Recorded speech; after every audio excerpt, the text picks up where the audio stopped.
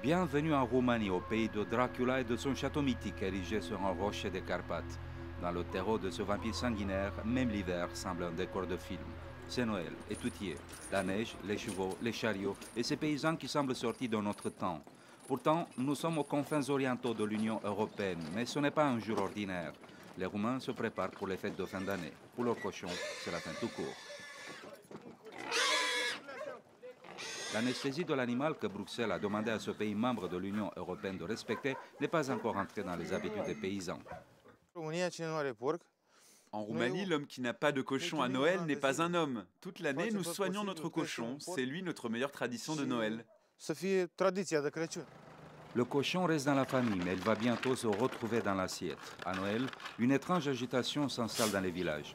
Après les avoir nourris et gâtés toute l'année, les paysans se montrent sans pitié avec leurs bêtes. Première étape après les avoir égorgés, les nettoyer. Et leur meilleur moyen est le feu.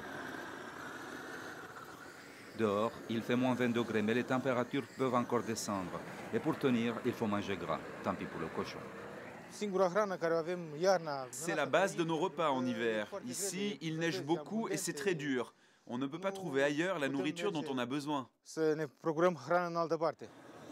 La préparation commence. Il faut d'abord débarrasser la couenne du cochon de toute la saleté. Et le feu est le meilleur nettoyeur. Puis on se contente d'un simple couteau qui fera l'affaire.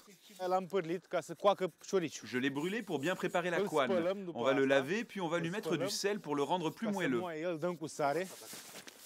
Cette attention particulière portée à la couenne s'explique. Pour les Roumains, c'est la meilleure partie du cochon. Une fois nettoyé, on s'empresse de la goûter.